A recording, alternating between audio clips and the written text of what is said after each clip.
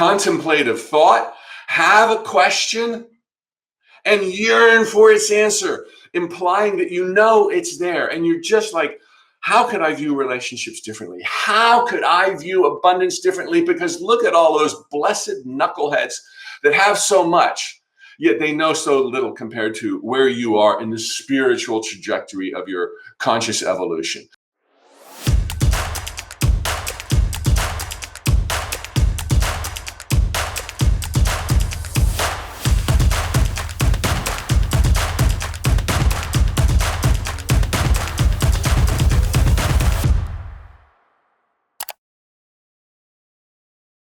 This is going to be a really cool, substance-filled month of insight, possibility, and application.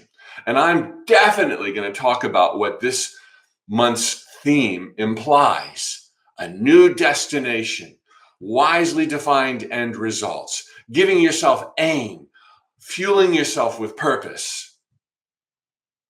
But first, we're going to go within. First, we're going to see that we have our lines of communication and our grasp on truth as it applies to our unique situation as clearly and firmly as possible. And this means we have an opportunity to get poked and to feel squeezed and to deny and resist and break free. We are now that chrysalis, the little caterpillar inside. And we're like, I dream of flying over the trees and lakes and rivers and people and being in all my glory as a butterfly.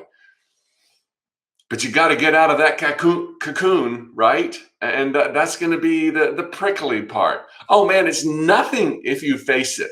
I remember when I was a member of Toastmasters and I hated public speaking. I was so afraid of public speaking. And I had this sense of just resist. You know, you go at your own pace, you give your own little 5-minute speeches, once every 2 weeks, once every 2 months, once every 6 months. I would see members who would go to every meeting, and they were members for years, and they would rarely give a speech. And I thought that was cool. I can do that. I'm here, I'm at the meeting, I'm pushing it. But then it dawned on me, the more I resist, the longer the discomfort, the longer I live in fear of my next speech. And it dawned on me, the more I grab the bull by the horns, the more I push myself through speeches, even though each one terrified me seemingly as most as the last one, the quicker I'd be free. And I thought, what would you rather have? Let's say theoretically it takes 24 speeches to really be comfortable, to learn the trade, to wrap your lessons in stories, strong beginning, strong ending, 24 speeches. Do you want to drag those 24 speeches over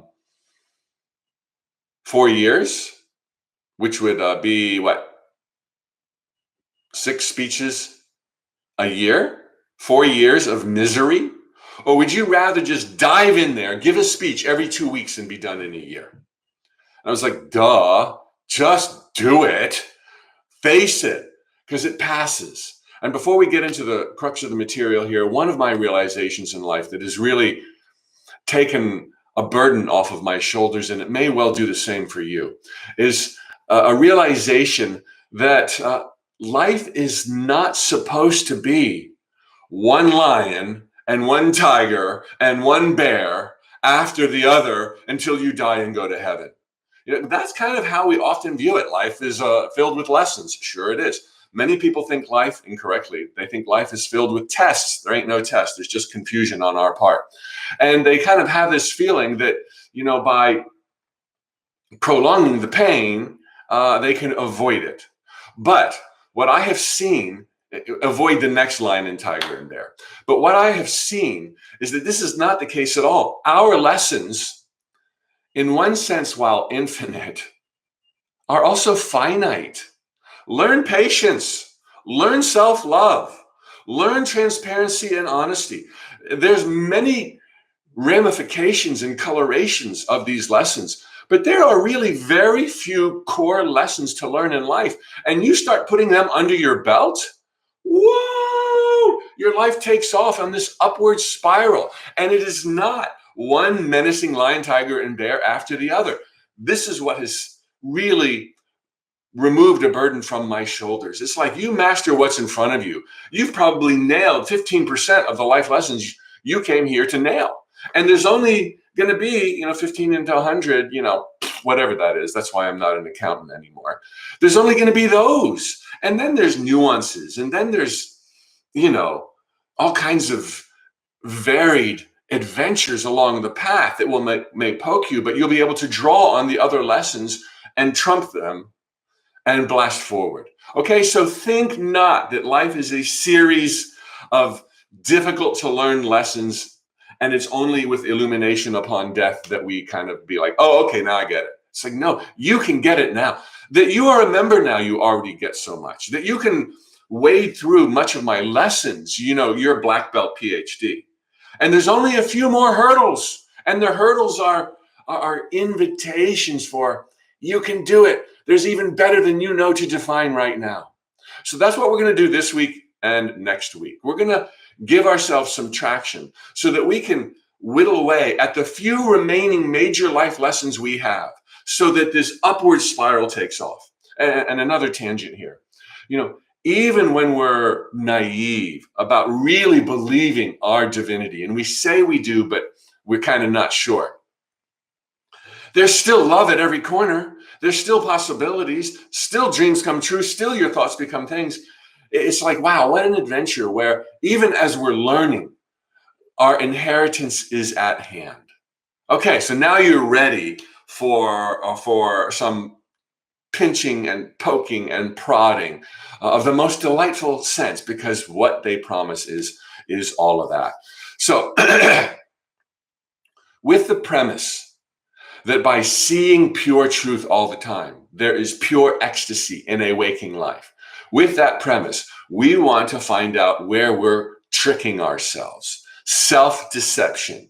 I'm guilty. I am so guilty. We all are. We're babies here in these sacred jungles of time and space. So let's peel away some of the confusion and the self-deception. And what I would really like you to do, beyond my earlier recommended tool for self-revelations into truth, which was what? I've hammered it. Contemplative thought. Have a question and yearn for its answer, implying that it's there. And you're just like, how could I view relationships differently? How could I view abundance differently? Because look at all those blessed knuckleheads that have so much, yet they know so little compared to where you are in the spiritual trajectory of your conscious evolution. Just get into that. I do this every single day, walking around my backyard now as I work from home. The question and the yearning and the blessing that it's there, the implication that it's there. You ask a question, the answer is there.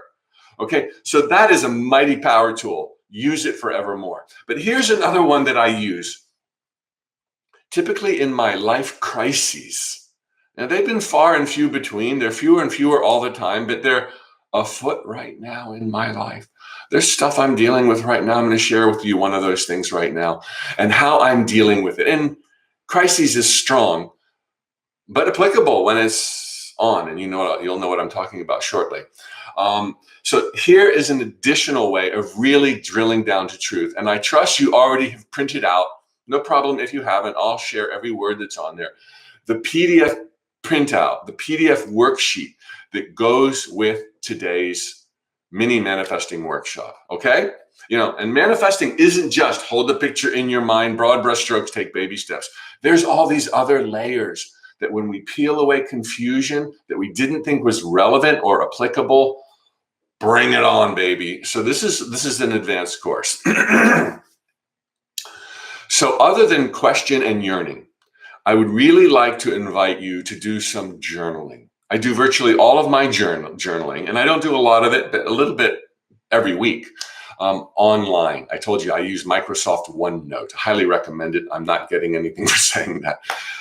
But you can also do it longhand, and there's many who believe deeply that doing it longhand creates more of a space for release and truth and downloads. Okay, downloads, epiphanies that'll blast you forward. This is an exercise today of journaling.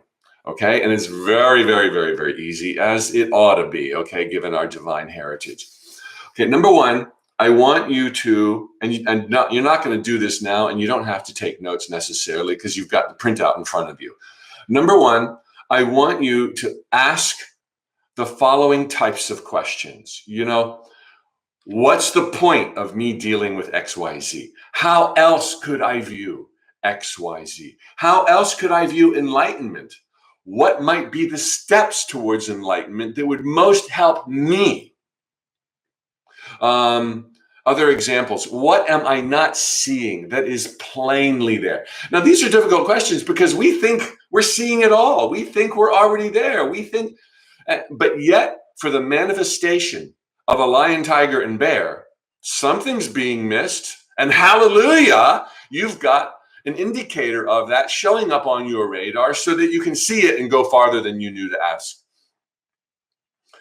Are my feelings, here's another question, are my feelings justified by what I know to be true of divinity and reality? If you're having feelings of fear, if you're having feelings of regret, if you're having feelings of self-judgment, okay, those might be seemingly out there because of something that happened 32 years ago while you dream of champagne and caviar, ease and ecstasy.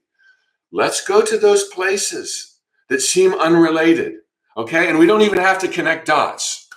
Okay, let this be easy. So ask some of these inner probing questions in areas that once vexed you and may still vex you, although they're not on the stove any longer.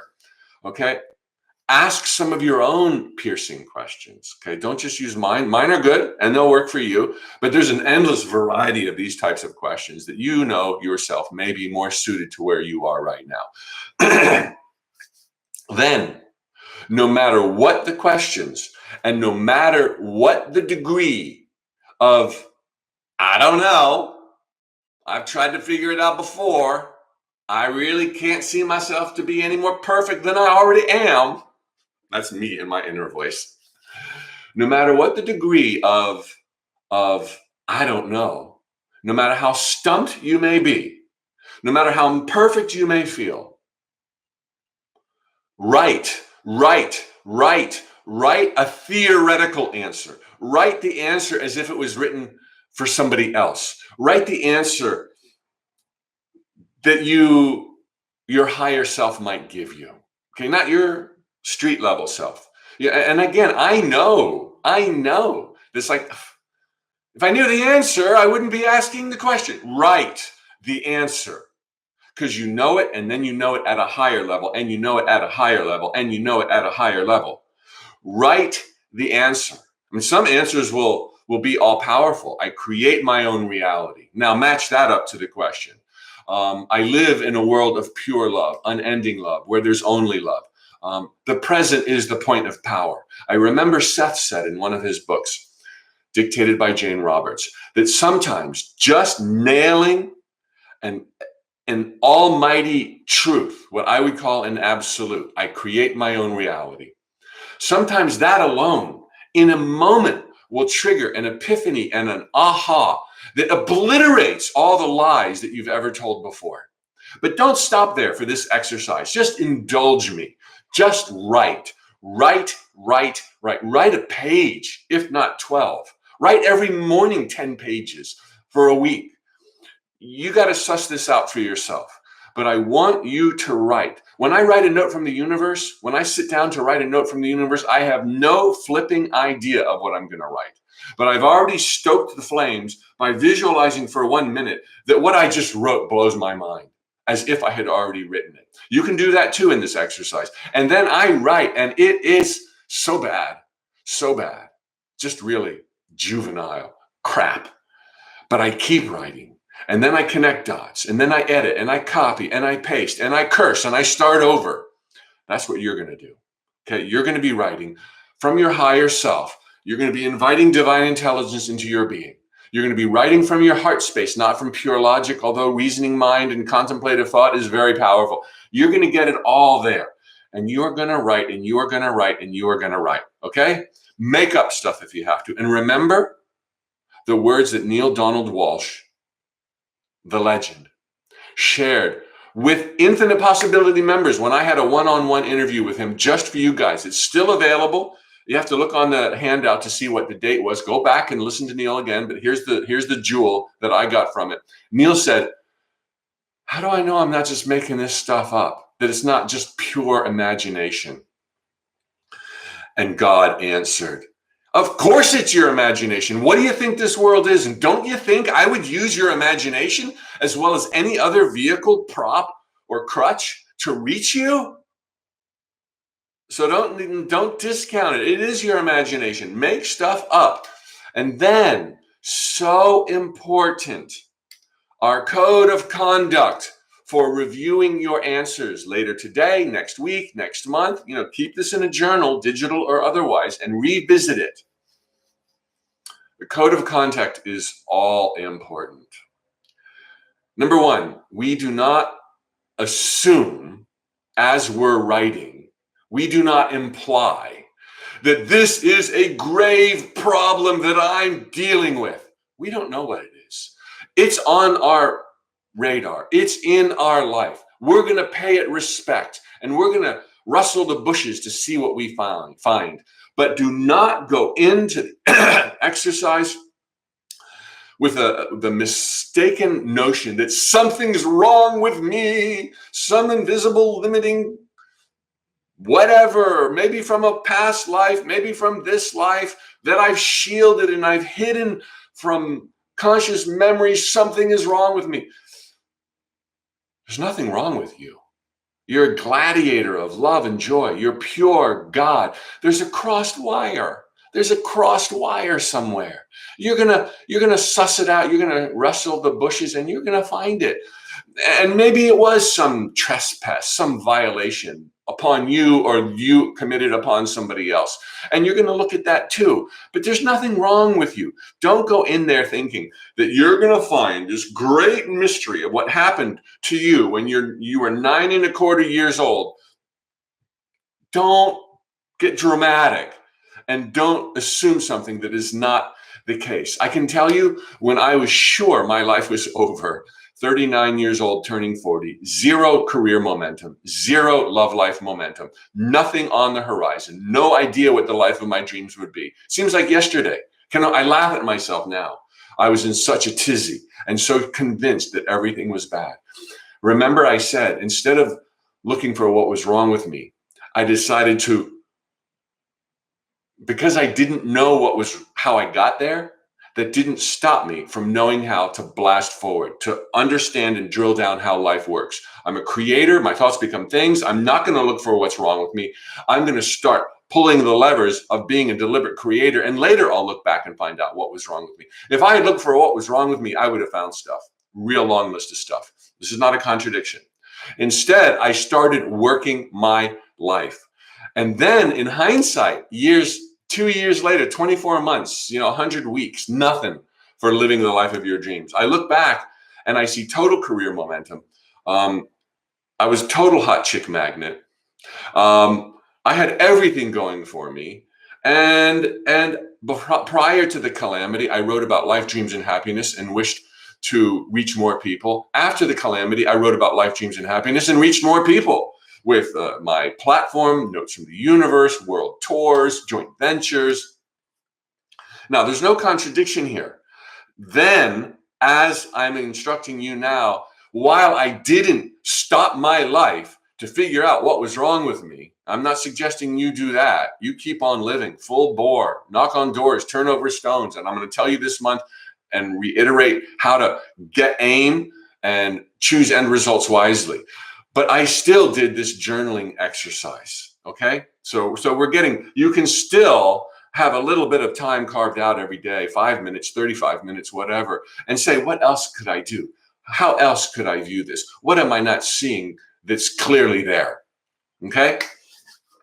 But the point here was, while I was answering these questions, I was not 100% convinced, nor would I allow myself to believe that some great omission was in my life and something that happened to me when I was young about not being worthy, had to be resolved so I could go forward. That's what code of conduct step 1 is saying. Don't assume that there's this gigantic boulder that you totally need to unravel. Otherwise, you can't make progress forward. This is in tandem with all else I've shared and will ever share, including with this month's theme. Number 2, okay, this is number 2. Oh, number 2 in the code of conduct. This is not looking for blame. Okay, this morning I did a spiritual tune-up and it was all about blame the victim and how broken and failed that word is in any spiritual context or any spiritual conversation. This is not about looking for blame. This is not about how did you go wrong. Okay, this is not about, what's wrong with me as I've been sharing. Okay, so we're not looking for blame at others, although maybe they had a role in it, but it's not about blaming anybody. Look, you're an infant creator in this incarnation. Actually, you're doing dang well with your PhD black belt. You're learning the ropes. We all make mistakes every day to this day. Okay, but it's not about blaming. It's about uncovering. Okay, and elsewhere we celebrate all of our successes. But this little exercise is about seeing what you're not yet seeing, and it's not about blame. It's about woohoo, I found something. Woohoo, that makes sense.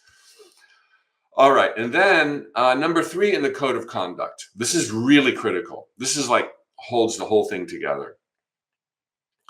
Do not overly interpret your answers, your non-blaming answers. You're not going to go to what is, like this major boulder, but whatever you do right, do not overly interpret it.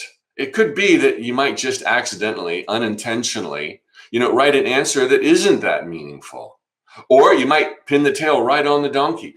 We're not going to say it's right or wrong. If it fills you with woohoo and your soul's on fire, well, that's what we take from this exercise. Your soul's on fire. You've got clarity. You've gone where you were afraid to go before. And that might have been the whole objective, the whole answer, the whole release that this exercise will offer you.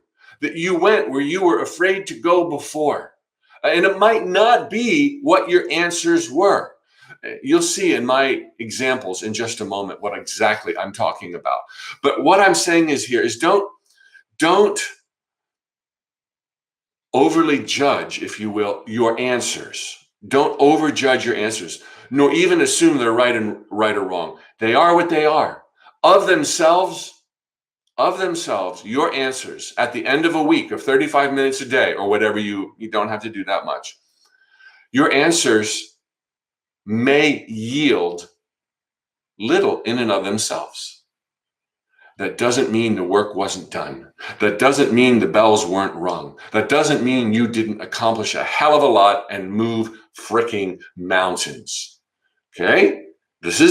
So, I always go into these exercises looking for the needle in the haystack, looking for that golden nugget. And sometimes I may find it and not know I found it. And sometimes I may not find it, but for the process, I'm released. So it's not just about what you're going to write. It's the whole process. That's so critical. Don't overinterpret your answers. I mean, if they thrill you, woo, good job. But they may be like, I don't know if that's right or not, which is my case most of the time. Here's some examples. 20 years ago, when I had zero career momentum and I thought my life was a train wreck, that's when I found out, my next girlfriend, the one at the time, had a boyfriend. And I was so obliterated, devastated, beyond words, lost weight, nauseous every day. I really wondered if I'd ever be happy again. I wondered how I could move forward in my life. It was bleak. So I did all the things with affirmations, creative visualizations, everything, and was still nauseous. And this is one of the most memorable times that I started journaling. Why do I feel like this when I know I'm an unlimited being of light? Why do I feel like this when I know that person and her code of conduct and the values she had and the lack of transparency and the dishonesty is not a person I even want to be with? Why would an ended relationship with a person that is clearly not suitable for my integrity, why would that leave me so utterly devastated? And I wrote down lots of answers. Well, because I feel like there's nobody else out there. Well, I feel like I'm getting too old. Well, I feel like there must be something wrong with me because I'm almost 40 years old and I've never had a real relationship last more than a year. And that one even, lasted a year, 3 great months, and 9 months of torture. Why? So one question leads to some more questions. Say, well, why would I think I'm too old? Well, why would I think I'm not good enough? Why would I think I'm not relationship material? And those lead to more answers. And none of them took away the nausea right away. But through a shifting, changing events and circumstances in that regard and in other regards in my life, suddenly I could breathe again. Suddenly I could eat again. Were my answers golden? They never felt golden. Did they make a difference? I truly believe they did. The process made a difference. In The Secret, I was filmed for like 4 hours in The Secret, a 90-minute, 96-minute documentary on the law of attraction. I was filmed for 4 hours, as was everybody.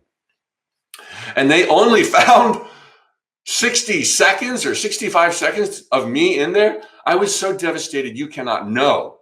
When I saw the final cut of that film, and I was hardly there compared to all that I offered, although stumbling and feebled and having a very difficult time getting my words out. I thought they would, and plus they had told me leading up, calling me from the edit room, send me photos, send me this of your life, your story about Hong Kong Island.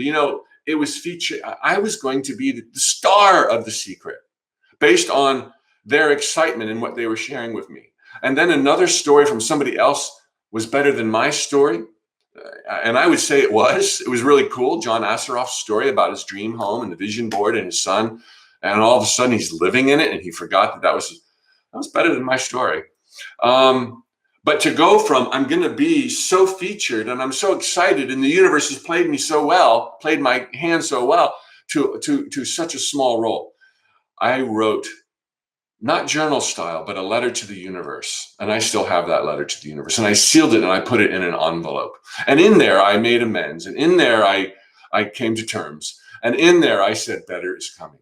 And I know better is coming. And I'm going to trust and wait for my time and my space and my evolution and my lessons. Truly, if I had been on Larry King Live, 13 years ago, I may have gone blank on live international television and made such a fool of myself, I would never have recovered. Okay, I'm being too hard on myself. But I wrote that letter and I put my hand on it whenever I'm feeling disappointed in my own progress and the clarity of my message and how I'm able to reach people. I love you, Mike Dooley. This is what you can get out of those kind of exercises. Whatever you write is secondary. Okay, allergies. I read this amazing book, Messages from Michael, not me. You got to read that book. I don't know if I put that on my recommended reading book because it came late. And it said all allergies are a form of resistance. And that pissed me off. I'm not resisting anything. But whenever I went through my allergies, I'd be like, I would write down, what am I resisting? I would create an affirmation. I would examine areas of my life that I might be resisting. I wanted to see if there was truth there. I wasn't going to surrender my power to somebody else's interpretation of my allergies, but I wanted to go there. This is what it's about. Go there. I don't even know if I ever wrote anything that was enlightening. I know my digital journal has all these tabs about, looking for what I might be resisting. And I found stuff that I probably am professionally and consciously, and it gave me release. My allergies are less every year than in other years. And there still will show up sometimes. Even this year, maybe even this year, they'll show up for 6 hours. And I don't know what it is, but I'll go within and I'll journal. And sometimes your manifestations aren't spontaneous. Sometimes they morph. You just got to do your part. And this is one of those things you can do. And the thing that I told you is still present, borderline crises.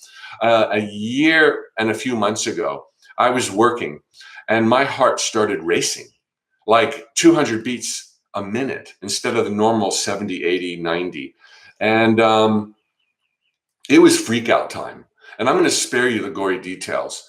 But doctors and specialists and heart people, have told me I have AFib, atrial fibrillation.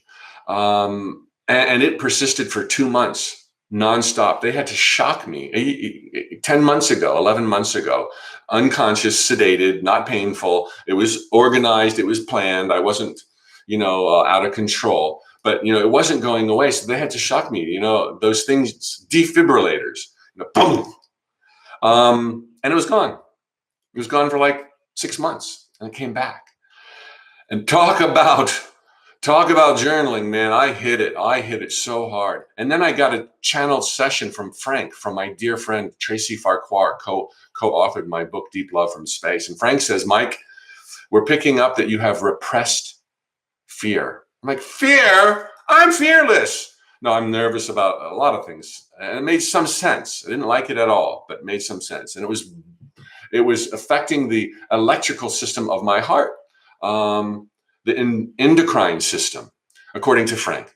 Frank also said there may be some unexpressed and hidden emotions in your life. I'm like, what?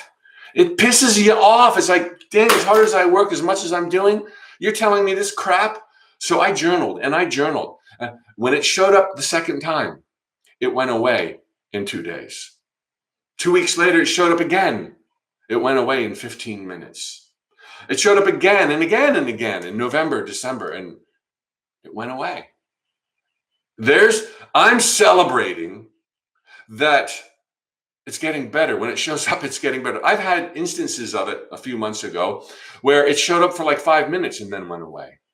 This is something to celebrate, not, oh, it's showing up again. I clearly have problems.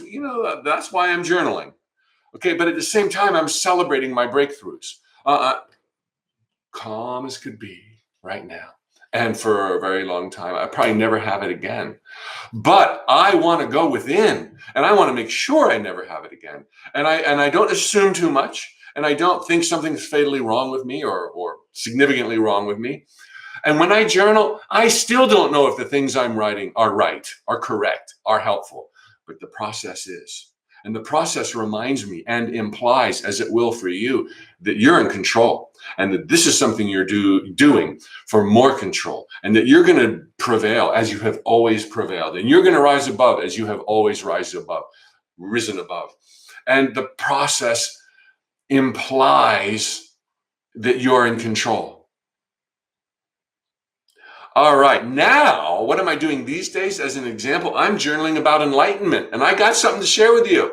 You know where I'm at with this if you've watched the earlier recordings, and you're all welcome. New members, welcome aboard. You're welcome to check out the months from, I think, December, January, maybe November, about going within. It was all about enlightenment. So now I'm like antsy and itchy and ready to go forward, and I'm like, well, what is the next step? And it's like, Mike, ask yourself. Now, that doesn't mean I'm not still reading books and knocking on other doors. But what I got going within is it's not just about, meditation, Kriya Yoga style, and it's not just about contemplative thought and reasoning. Those are both amazing tools, and I'm doing them. But what I got